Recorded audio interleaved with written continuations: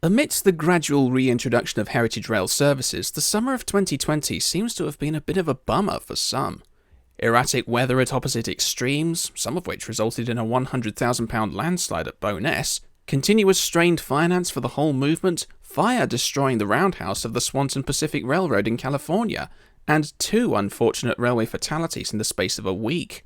To the people we lost in the Stonehaven disaster and to West Coast engineman Michael Middleton, rest peacefully. But another piece of unfortunate news over the summer of 2020 is the announcement from the Kerrs Miniature Railway in Arbroath, Scotland, that they would cease to be at the end of the 2020 season. Tragically, not because of COVID.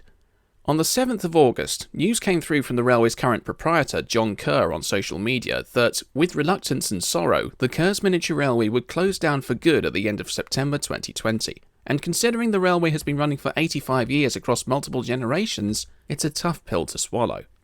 A full history of the line can be read on the Kerrs Miniature Railway website, but the long and short is the line was opened in 1935 by railway enthusiast Matthew Kerr and has been run as a family affair ever since. The range of motive power has seen the odd alteration and change in gauge down the years, but perhaps the most notable locomotive is the 060 tender engine built by miniature railway engineer H.C.S. Bullock in the 1930s. What will happen to the railway in rolling stock next may be up in the air until further notice, but at least we live in the age where there's enough interest in salvaging the equipment. What can't be salvaged is the time spent on running the railway.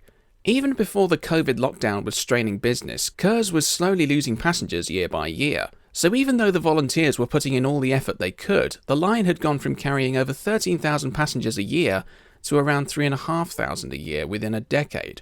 It's hard to determine why that's been the case, but it could be a combination of unfortunate weather, inflation of costs, the gradual rising trend of spending more leisure activities indoors than outdoors, and maybe the majority of UK tourists slowly becoming reassured that flying overseas wasn't as dangerous and expensive as they first thought off the back of 9/11 and the credit crunch the previous decade. Whatever the case may be, it seems to have built up enough to overcome the enthusiasm the volunteers once had, and the money for reinvestment simply hasn't been high enough to make up for that lost enthusiasm. The frustrating thing is, it was only 10 years ago that Scotland lost another of its most famous miniature railways. At the end of the last decade, Mulrail on the west coast of Scotland closed due to more complicated reasons.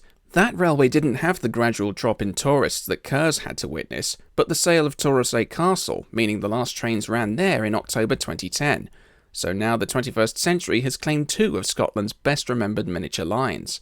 Now before anybody worries about the future of the Kerrs locomotives in rolling stock, that's not the main concern here. It'll be fine. Chances are they'll all find new places to run on someone else's private railway or at a more public establishment. The real concern and subsequent empathy has been earned by those who've given it their all over the years, only to have to close their doors because Murphy's Law made things too unbearable for them. Any kind of closure is a somber occasion, not because it's the last time that anybody would get to experience it, but because it shows that not enough people seem to care about an establishment until the time that it suddenly goes away. Yes, people will inevitably get over it in time, and the equipment will find a new home, hopefully not too far away from the current one. But whatever the future holds for the Kerrs volunteers, I wish them all the very best, and I hope that whatever they choose to do next will help them regain some of that lost enthusiasm and well-being. And to the Kerr family in particular, thanks for your efforts over the last 85 years. Don't stop being you. I'm Chris, and I'm here to gauge the issue.